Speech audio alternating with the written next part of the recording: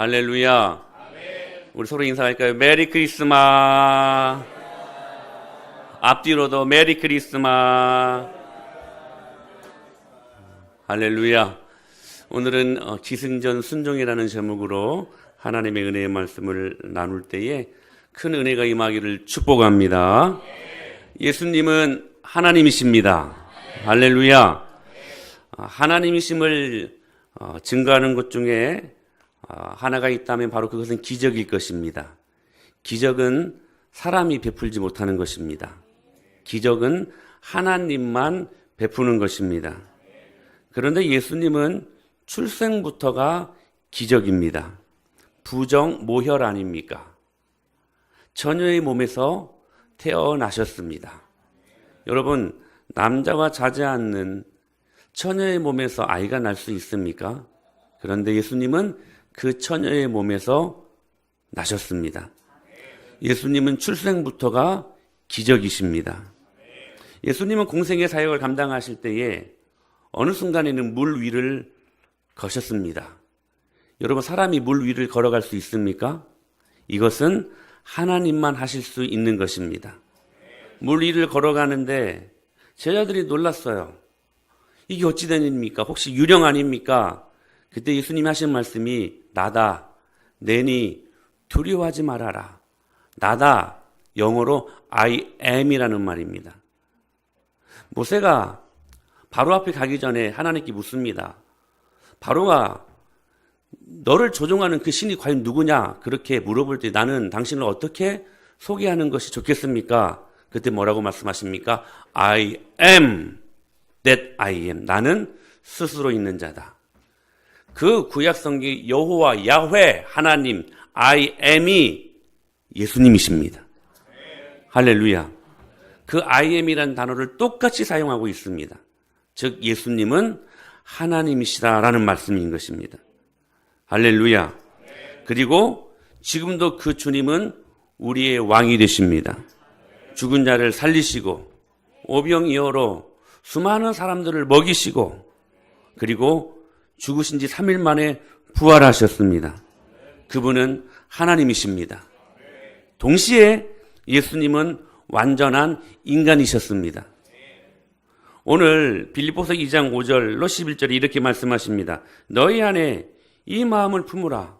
우리 장로님이 기도 잘해 주셨는데 곧 그리스도 예수의 마음이다. 마인드셋. 사고방식을 예수님의 마음, 예수님의 생각으로 해야 된다라고 하시면서 그는 근본 하나님의 본체시나 하나님과 동등됨을 취할 것으로 여기지 아니하시고 오히려 자기를 비워 종의 형체를 가지사 사람들과 같이 되셨고 사람의 모양으로 나타나서 자기를 낮추시고 죽기까지 복종하셨으니 곧 십자가에 죽으심이라. 이러므로 같이 하나님이 그를 지극히 높여 모든 이름 위에 뛰어난 이름을 주사 하늘에 있는 자들과 땅에 있는 자들과 땅 아래에 있는 자들로 모든 무릎을 예수의 이름에 꿇게 하시고 모든 입으로 예수 그리스도를 주라 시인하여 하나님 아버지께 영광을 돌리게 하셨느니라. 할렐루야. 하나님께서 인간이 되셨습니다. 그런데 그 하나님은 완벽하신 인간이셨습니다. 신성을 잃지 않으시고 여전히 하나님이셨습니다. 그러나 자신의 영광, 곧 신으로서 누릴 수 있는 모든 특권을 케노시스 다 비워버렸습니다. 하나님은 인간의 몸으로 오셨기 때문에 연약해지셨습니다. 그리고 평범한 나사렛 시골뜨기 아이로 자라나셨습니다. 너무 평범해서 정말 이상할 정도로까지 그분의 권력과 모든 아름다움을 다 잃으셨고 비우셨다는 사실입니다. 심지어는 고운 모양도 없으셨습니다. 이사야 53장 2절에 이렇게 말씀하십니다. 예수님의 외모를 말씀하시는데요. 시작. 그는 주 앞에서 자라나기를 연한 순 같고 마른 땅에서 나온 뿌리 같다. 고운 모양도 없고 풍채도 없은즉 우리가 보기에 흠모할 만한 아름다운 것이 없도다. 그의 외모까지도 성경은 상세하게 소개하고 있는데 쉽게 말하면 이거예요. 못생겼다는 거예요. 우리가 보는 예수님의 그 성화 있잖아요. 다 서양 사람들을 배경으로 그린 그림 아닙니까? 너무 잘생겼어요. 근데요, 비성경적이에요. 성경은 말씀하셨어요. 고운 모양도 없다. 이거 좀 돌려서 한 말이잖아요. 못생겼다는 말이에요. 고운 풍채도 없고 우리가 보기에 흠모할 만한 아름다운 것도 없었대요.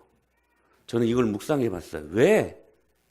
그래도 좀 외모는 좀 멋지게, 좀 장동건처럼, 현빈처럼. 또 누가 잘생겼어요? 우리 은혜마을교회에서 가장 잘생긴 사람이 누구예요? 침 발랐어? 입에? 저는 이걸 묵상해 봤어요. 만약에 우리 예수님이 진짜 잘생긴 현빈, 장동건, 원빈과 같이 생겼다면 좀 부담스러웠을 것 같아. 우리 그렇잖아요. 진짜 얼굴 잘생긴 사람 앞에 가면요. 여러분 쉽게 동화됩니까? 동화된다고요? 여러분 너무 나보다 잘생기고 멋지면요. 가까이 하기에 너무 먼 당신이 되고 맙니다.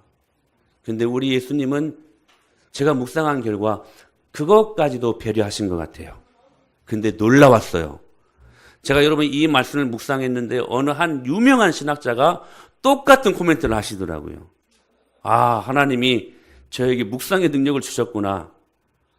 왜 고운 모양도 없었을까? 왜 고운 멋진 외모도 없었을까? 누구나 쉽게, 누구나 가볍게는 아니지만 누구나 쉽게 그분 곁에 들어가서 할렐루야. 그분과 함께 먹고 그분과 함께 지내게 하기 위해 정말 부담 없는 얼굴로, 외모로 그를 만드셨다는 사실입니다. 사랑하는 여러분, 오늘 저는 여러분들이 감사해야 된다고 생각합니다. 왜냐하면 제가 그렇게 생겼잖아요. 제가 만약에 현민 같았다면, 제가 만약에 장동건 같은 그런 외모를 갖고 있었다면 저를 상대하기 쉽지 아니? 더 부흥됐을까? 하나님은 인간의 매력이나 아름다움조차 일부러 포기하셨습니다. 저는 그게 그렇게 은혜가 되는 거예요. 하나님은 인간이 되어 자신의 영광을 완전히 비우십니다. 그리고 우리와 똑같이 되셨습니다. 단 죄는 없으셨습니다. 그러시기에 완벽한 인간이셨다, 완벽한 하나님이셨다라는 것을 말씀드릴 수 있는 것이죠. 죄는 없으셨지만 우리가 느끼는 오감은 갖고 계셨던 완벽한 인간이셨다라고 말씀하시는 것입니다. 히브리서 2장 17절 18절에 이렇게 말씀하십니다. 시작.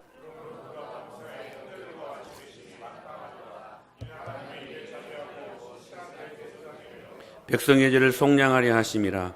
그가 시험을 받아 고난을 당하였은즉.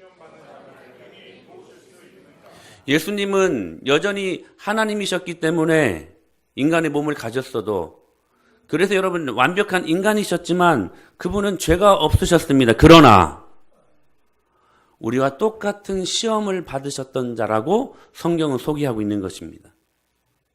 이 말이 무슨 의미일까요? 예수님께서 우리처럼 되셨다는 의미가 무엇일까요? 18절에 이렇게 말합니다. 그가 시험을 받아 고난을 당하였은즉 시험 받는 자들을 능히 도우실 수 있느니라. 할렐루야. 우리와 똑같이 시험을 받으셨다는 것입니다. 시험 중에 가장 힘든 시험이 뭘까요? 저는 배신이라고 생각합니다.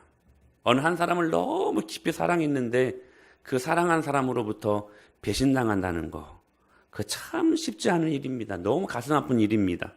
그런데 예수님은 제자들에게 쓰디쓴 그러한 배신을 경험한 적이 있으셨다는 것입니다. 그러므로 다 도망가고 예수님 혼자만 남는 외로움을 경험하셨기 때문에 오늘도 배신당하고 다 곁을 떠나지만, 그래서 외로움을 당하고 있는 그 사람들의 마음을 아시기에 그 사람들을 도우실 수 있다라고 말씀하시는 것입니다. 시험 중에 또한 정말 힘든 건 외롭고 가난한 거라고 생각합니다. 가난의 시험 참 힘든 것 아닙니까? 예수님은 머리 둘 곳도 없으셨습니다. 그 반면한 여러분 쉴만한 집도 한 채 없었습니다. 쉴만한 공간조차 없는 가난맹이셨습니다. 그런데 주님이 그렇게 직접 시험을 당하셨기 때문에 그 가난의 아픔을 경험하셨기 때문에 가난한 자들의 아픔을 주님은 아신다고 말씀하십니다. 저는 이 말씀이 얼마나 은혜가 되는지 몰라요. 수년 전에 1년 반 동안 집이 없어서 교회에서 생활할 때 저는 이 말씀이 저를 세우는 능력의 말씀이셨습니다. 아, 우리 예수님도 머리 둘 곳이 없이 작은 한평 남짓 방도 없으셨던 그 가난의 아픔을 경험하셨는데 내가 뭐라고? 저는 여러분이 이 주님이 직접 시험을 당하셨기 때문에 저의 아픔을 아신다고 생각했기에 능히 이길 수 있었습니다. 사랑하는 여러분, 주님이 가난한 자들의 마음을 아십니다. 또 정말 힘든 것 중에 하나가 있다면 기도 응답이 안 되는 것입니다. 기도를 하는데 하나님 왜 응답해 주시지 않습니까? 어떤 사람들은 이렇게 말합니다. 하나님께 이것저것 기도했는데 그분이 내 기도를 외면하셨습니다라고 말할 수 있을 것입니다. 그런데 여러분 아십니까? 예수님도 겟세마네 동산에서 내 아버지여 만일 하실 수 있거든 이 쓰리쓴 이 잔을 제게서 멀리하여 주시옵소서. 부르짖었지만 그렇게 기도했지만 그 기도에 처절하게 거절당하셨습니다. 그래서 기도가 응답되지 않는 사람들의 고통을 주님이 아십니다. 어떤 사람은 이렇게 말합니다. 나는 도무지 교회를 다니고 하나님을 믿는다고 하지만 나는 하나님께 버림받은 사람 같다라고 그렇게 말을 하는 사람들도 있을 것입니다. 그런데 예수님도 십자가에서 나의 하나님 어찌하여 나를 버리십니까? 라고 절규하며 성부 하나님께 부르짖고 또 부르짖었지만 처절하게 성부 하나님은 그 부르짖음 앞에 외면하십니다. 거절당하십니다. 예수님이 거절당하셨습니다. 그래서 그 거절당하시고 또한 버림받은 자의 고통을 주님께서 아신다고 말씀하시는 것입니다. 우리 예수님은 우리가 지나온 모든 자리를 친히 지나오신 분이십니다. 그런데도 지금 우리가 처한 어두움과 고통은 물론 그보다 더한 곳까지도 예수님은 통과하셨기 때문에 그래서 우리는 예수님을 신뢰하고 그분을 의지할 수 있게 되는 것입니다. 예수님은 우리를 아십니다. 나보다 나를 더 잘 아십니다. 예수님 앞에 정직하게 서십시오. 그 주님은 절을 하시고 그분의 능력으로 우리를 위로하시고 우리에게 힘주시고 끝까지 우리를 붙들어 주시는 분이심을 우리는 믿습니다.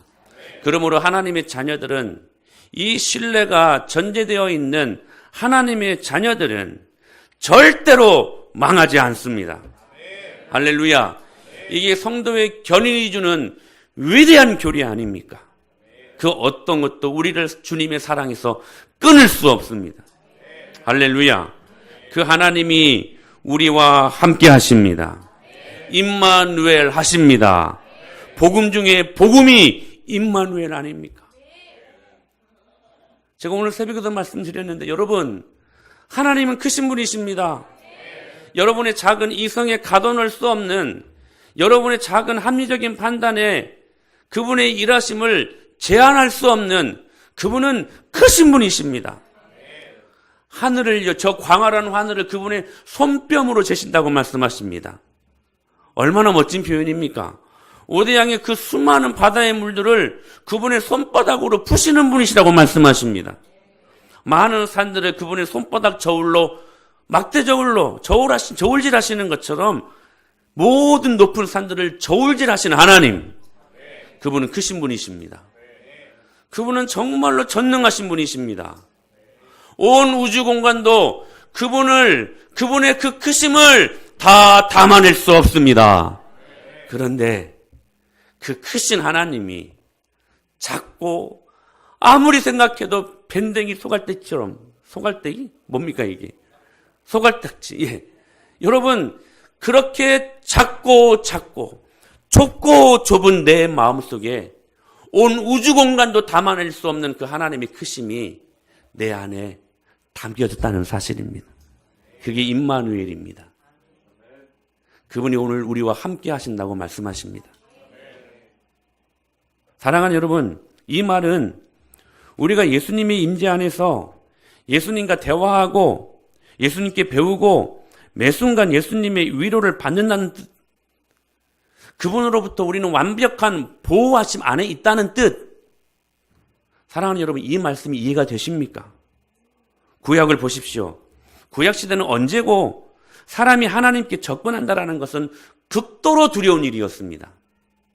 때로 하나님은 그래서 아브라함에게 자신의 모습을 직접 보여주지 않고 온기가마의 연기로 보여주시고, 이스라엘에게는 불기둥과 구름기둥으로 보여주셨고, 욥에게는 광풍 내지 돌풍으로 하나님의 임재하심을 보여주셨습니다. 왜? 하나님을 직접 보면 죽기 때문에.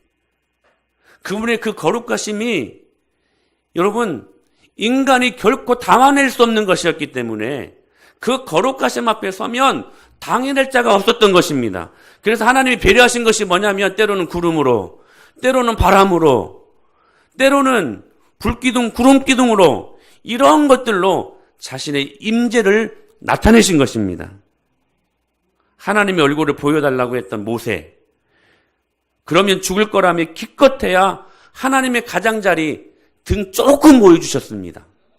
그것마저도 너무 영광스러운 일이었기에 시내산에서 그 하나님을 만난 모세가요, 그 영광의 광채에 휩싸여가지고 딱 내려오는데요, 모든 이스라엘 백성들이 그 모세의 얼굴을 보면서 놀라 자빠진 거예요.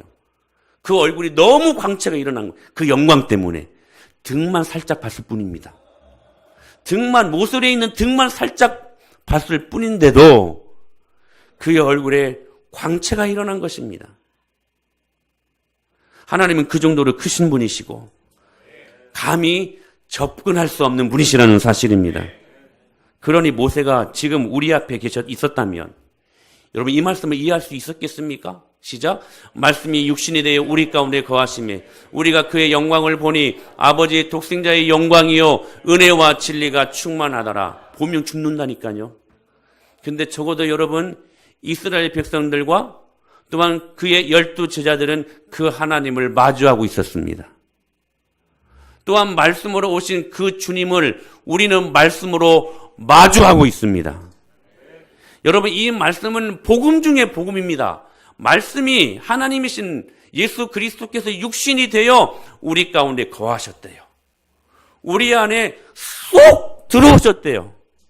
그리고 우리 안에 장막을 펼치시고 자신의 집을 짓고 오는 우리와 호세의 말씀에 의하면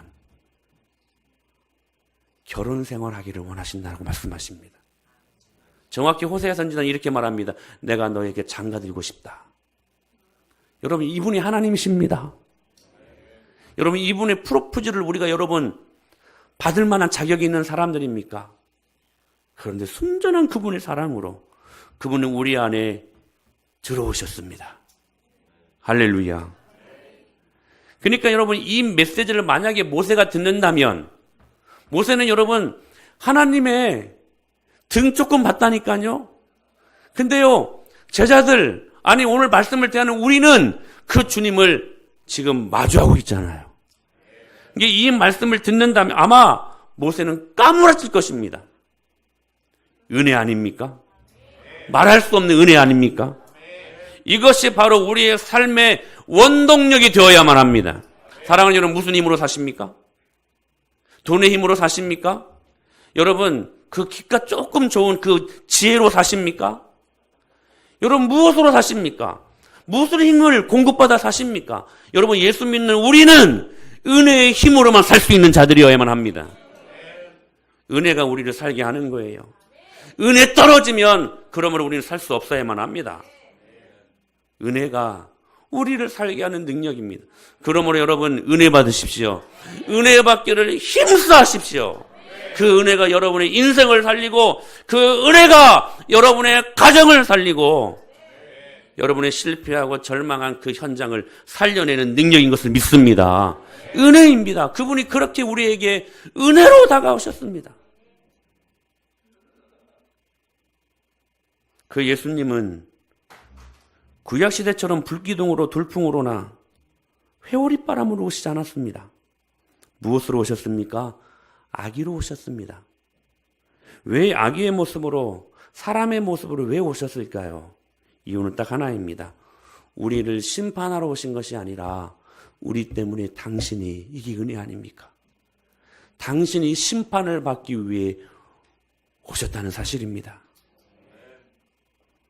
예수님은 우리의 죄값을 치르고 인류와 그분 사이의 모든 장벽을 허물어 우리와 함께 계시려고 이 땅 가운데 임마누엘 하셨습니다. 그러므로 예수님은 우리와 함께 하시는 분이십니다. 우리의 정신세계나 관념세계에 계시는 것이 아니고 그분은 실제로 우리와 함께 하시는 분이십니다. 리얼리티. 그러므로 여러분 기억하십시오. 이 예수님과 이 인격적인 관계, 즉 임마누엘, 그분과 함께하는 이 인격적인 관계를 위해 꼭 필요한 것이 있는데 바로 그것이 순종이라고 하는 것입니다. 왜?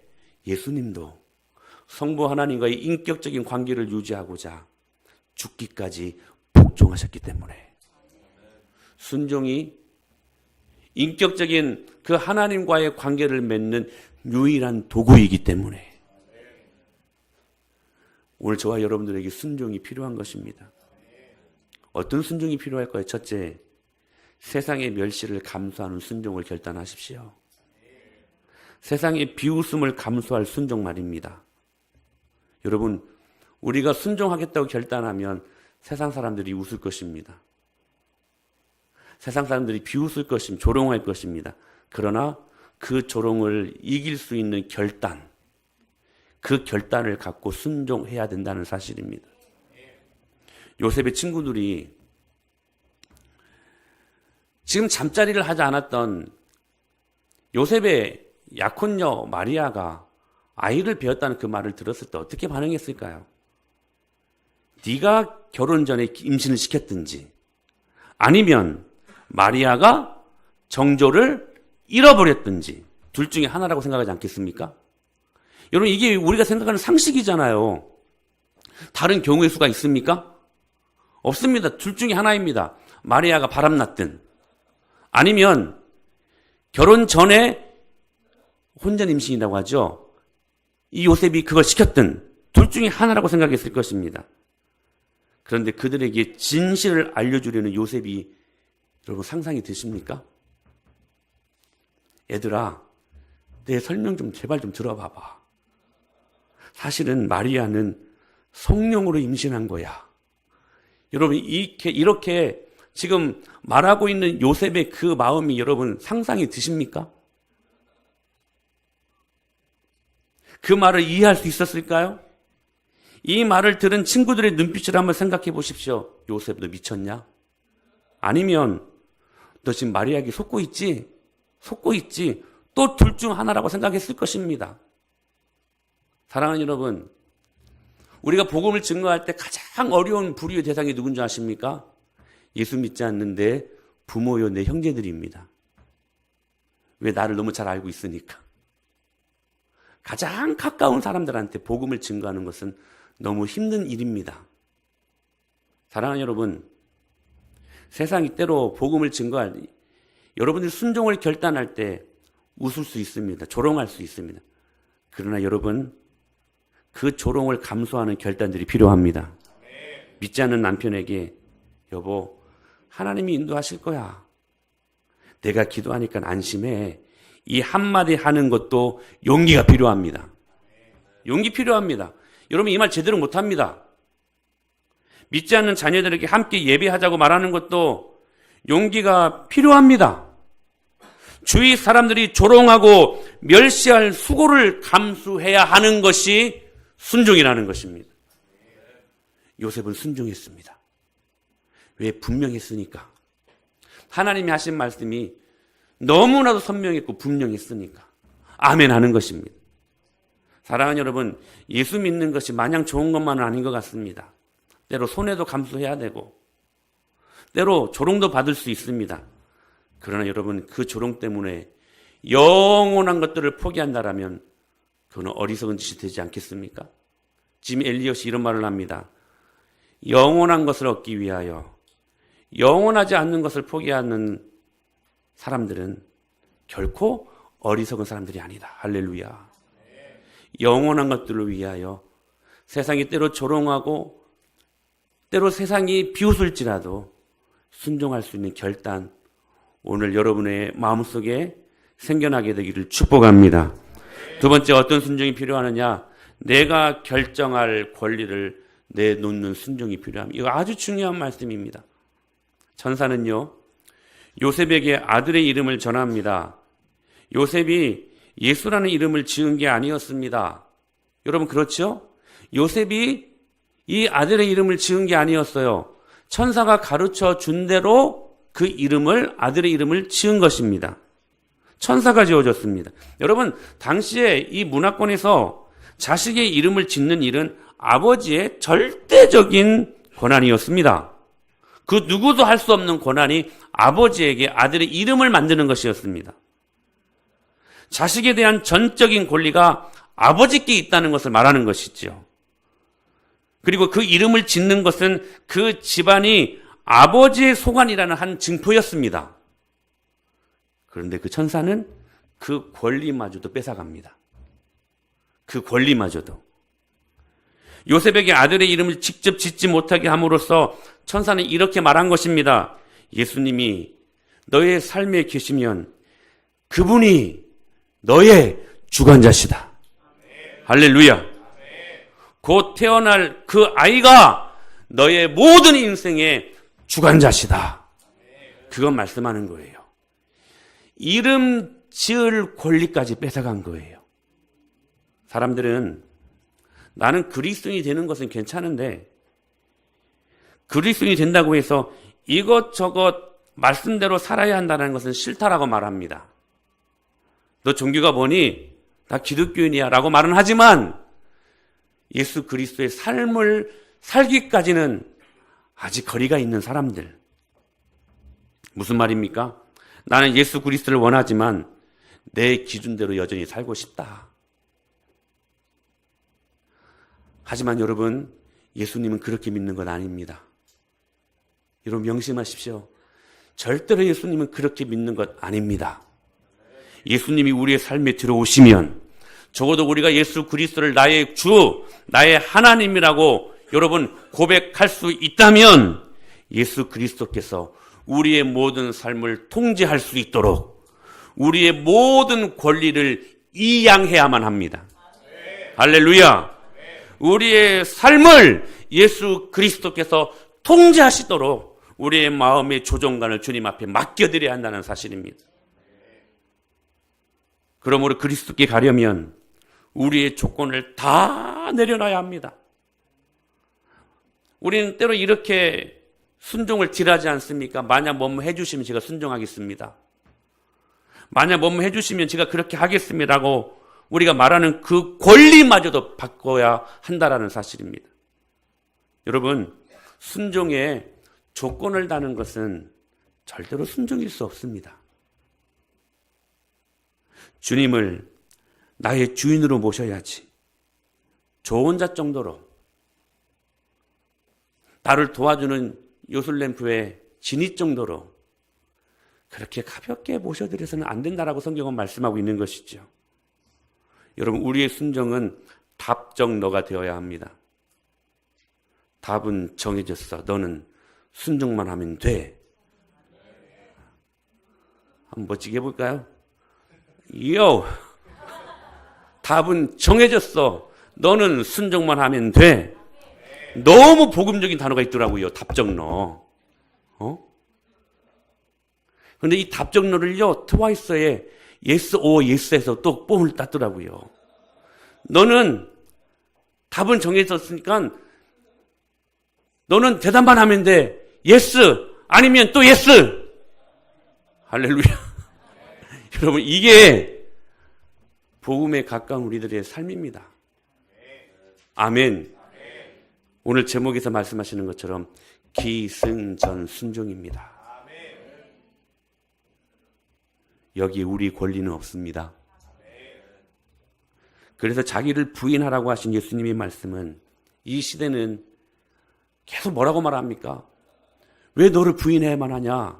너를 홍보하고 네 주장, 네 권리를 내세워야 되는 거 아니냐라고 말하는 이 시대의 문화와 충돌합니다. 이 시대의 가치관과 충돌합니다.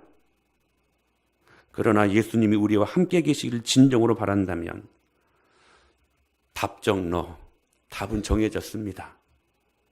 우리의 마음대로 우리 인생을 결정할 권리를 기꺼이 내려놓을 수 있어야 한다는 사실입니다. 이렇게 말하면 여러분 무언가 막 옥죄어 옵니까? 순종은 그런 게 아닙니다. 우리가 제대로 예수님 안에서 순종하면요, 그 순종이 우리의 삶을 자유롭게 만듭니다. 어느 순간 순종이요, 재밌어요. 즐겁습니다. 순종이 내 삶을 가장 안전하게 만드는 능력인 것을 그때 우리의 신앙의 자유함으로 깨닫게 되고 누리게 된다는 사실입니다.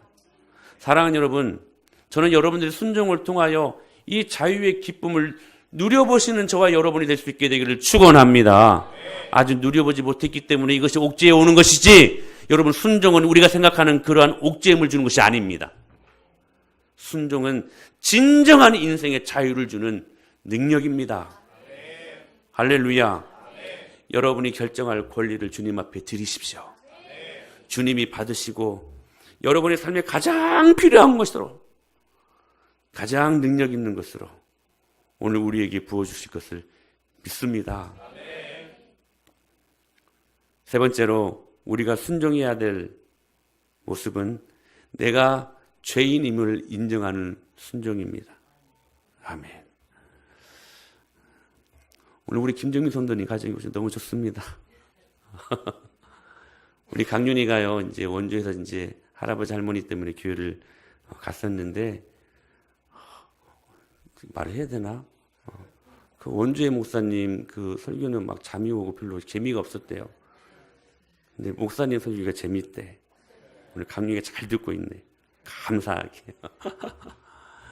세 번째, 인격적인 예수님과의 관계를 누리기 위해 꼭 필요한 것은 뭐냐면 내가 죄인됨을 인정하는 용기, 순종이 필요하다는 것입니다. 마태복음 1장 21절에 이렇게 말씀하십니다. 시작.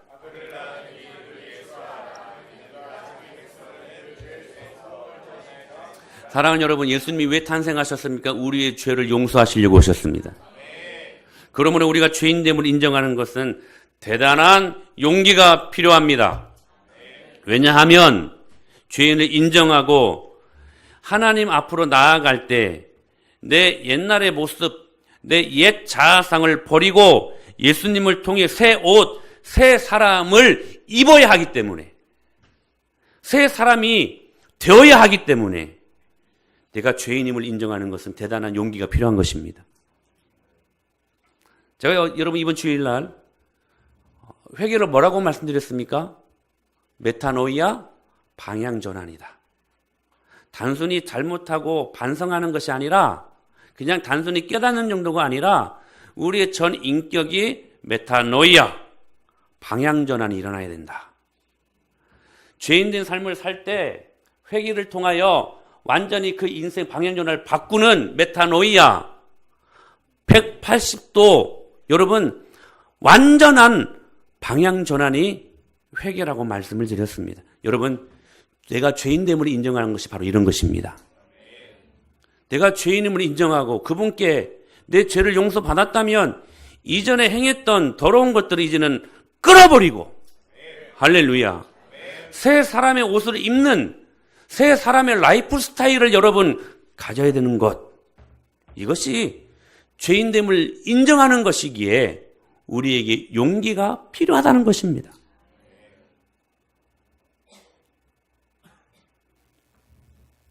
저는 여러분들이 죄인됨을 철저히 이번 성탄절을 맞이하며 고백하고 여러분의 영혼의 모든 가치관과 여러분의 모든 전 인생 가운데 전 인격이 완전한 방향 전환이 일어날 수 있게 되기를 축복합니다. 근데 여러분 보십시오. 그렇게 순종할 수 있는 힘을 어디에서 얻을 수 있습니까? 만약에 이 순종을요, 굉장히 중요한 말씀입니다. 목사님 말씀은 날마다 중요하대. 근데 이건 정말 중요합니다. 여러분, 이 순종을 율법적인 접근으로 만약에 이 순종, 내가 순종해야지, 이제 새 사람의 옷을 입어야지 하면 정말로 나를 옥죄이는 것입니다. 정말로 나를 옥죄이는 거예요. 율법적인 접근은 말입니다. 그런데요, 왜 우리에게 순종이 자유가 됩니까? 왜 우리에게 순종하는 것이 이제는 기쁘고 즐거운 일이 됩니까? 어디에서 여러분 이 순종할 수 있는 힘을 우리가 공급받을 수 있습니까? 한 가지예요. 예수님의 사랑 안에서. 십자가의 사랑 안에서. 할렐루야. 사실 예수님께 아무것도 강요하지 않았습니다. 예수님께서 단지 의무에서 하신 헌신이 아니었습니다. 상상할 수 없는 그 고통과 죽음을 단지 사랑으로 맞이하셨다는 사실이에요. 우리를 너무 사랑하셔서 그 가치 있는 십자가의 은혜를 우리에게 부어주셨다는 사실이에요. 사랑하는 여러분, 그 사랑 때문에 율법적인 접근으로 순종하려고 힘듭니다. 재미없습니다. 어찌 보면 율법적인 접근의 순종은 나를 강팍하게 만들어버립니다. 그러나 나의 순종의 근거가 뭐라고요? 예수님의 사랑 때문에. 그분의 사랑이 우리 안에 확 부어지면 그 부음받으신 하나님이 그 사랑 때문에 순종이 돼요. 저절로 돼요. 나를 위해 모든 것들을 다 포기하신 그분이 내 안에 들어오셨다면 이게 그 사랑 때문에 되는 거예요. 옛날에 예수 믿기 전에 행동들 자연스럽게 끊어져 버리는 거예요. 영화를 보면 난공불락의 적에 맞서 악착같이 자녀를 지켜내는 어머니가 얼마나 많습니까? 그런 스토리들이 많잖아요. 여러분, 그 어머니의 용기가 어디에서 날까요? 자식을 사랑하는 사랑 때문이 아닐까요? 내 자녀니까. 예수님은 왜 용기를 내셔서 우리를 위해 그런 일, 진짜 무지막지한 이 엄청난 일을 이루셨습니까? 사랑 때문입니다. 저와 여러분이 그 하나님의 자녀이기 때문에. 그렇다면 여러분, 우리는 어떻게 순종하기로 용기를 내야 됩니까? 무엇 때문입니까? 그 역시 답은 똑같습니다. 주님 사랑하기 때문에 순종하실 수 있어야만 합니다. 제가 언젠가 말씀드렸었는데, 미국의 어떤 교회에 중고등부 아이들이 농구대회를 했다고 합니다.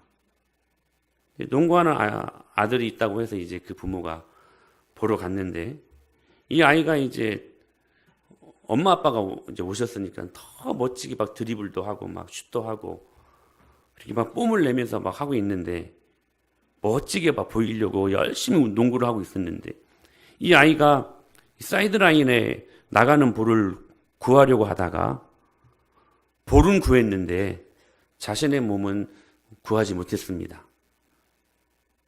하필 그 벤치에 날카로운 부분이 있었는데 그 날카로운 부분에 배를 찔려가지고 이 아이가 코마 상태가 되어버렸습니다. 그때 이 아이의 아버지가 그 교회 장로님이셨는데 급히 신방한 목사님에게 이렇게 사실 죄를 고백했다고 그래요. 목사님, 사실 제가 지금까지 누구도 알 수 없는 몰래 짓는 죄가 하나 있었습니다. 그 죄 때문에 하나님께서 제 아들을 치셨네요. 그 죄 때문에 하나님께서 제 아들을 지금 이렇게 아프게 하시네요. 흐느끼고 또 흐느꼈답니다. 그런데 이 아버지에게 이 목사님께서 이렇게 말씀하셨대요. 아니요. 장로님의 죄 때문에 장로님의 자녀를 하나님이 치신 게 아니라 장로님의 죄 때문에 하나님께서는 당신의 아들 예수 그리스도를 치셨습니다. 그리고 그 모든 고통과 아픔을 예수님께로 다 담당시키셨습니다. 그분이 치료하실 것입니다. 그 말씀을 듣고 깊이 고백하고 회개하고 하나님 앞에 그 밤새 간절하게 기도하고 그 다음날 기적같이 아이가 깨어났다는 간증을 들은 적이 있습니다. 우리의 죄 때문에 우리를 치시지 않고 우리의 죄 때문에 독생자 예수 그리스도를 치신 그 하나님의 사랑이 우리 안에 확 부어진 바 된다면 순종은 더 이상 우리를 옥죄이는 그러한 도구들이 아니라 막 순종하고 싶어지는 그 사랑 때문에 순종이 즐거움이 되고 순종이 어느새 나도 모르게 자유가 되는 할렐루야. 누구 때문에 예수님이 십자가에 못 박혀 돌아가셨습니까? 우리 때문입니다. 제가 이 말씀을 묵상을 해봤어요. 자, 보세요. 하나님에게는 가장 사랑하는 독생자 외아들 예수님이 계셨습니다. 근데 그 예수님을 이 땅 가운데 보내셔서 차마 말로 표현할 수 없는 십자가라는 극형을 감당하게 하십니다. 누구 때문에? 저와 여러분들 때문에. 예수님을 성부 하나님이 너무 사랑하셨어요. 그런데도 십자가에 달려 죽게 하셨습니다. 누구 때문에? 나 때문에. 제가 그래서 이렇게 생각을 해봤어요. 결론 맺기를. 하나님은 그 사랑하는 독생자 예수님보다 우리를 더 사랑하셨다는 거예요. 여러분, 그게 은혜가 되지 않습니까? 예수님보다 우리를 더 사랑하셨기 때문에 예수님은 십자가에 못 박혀 죽게 하신 것입니다. 왜? 우리 살리시려고. 사랑하는 여러분, 오늘 복음 중에 복음, 요한복음 3장 16절 말씀을 기억하시기를 바랍니다. 하나님이 세상을 이처럼 사랑하사 독생자를 주셨으니 이는 저를 믿는 자마다 멸망치 않고 영생을 얻게 하려 하심이니라. 사랑하는 여러분, 오늘 이 말씀 갖고 여러분 혹 절망의 자리에 있었다면, 혹 시리에 찬 그런 자리에 있었다면 벌떡 일어나십시오. 그 사랑의 능력으로 하나님의 영광을 경험하고 그 하염없는 그 사랑 때문에 이제는 순종이 자유가 되고 기쁨이 되고 즐거움이 되는 하나님의 온전한 그 사랑을 경험하는 저와 여러분이 될 수 있게 되기를 살아계신 예수님의 이름으로 간절히 축원합니다.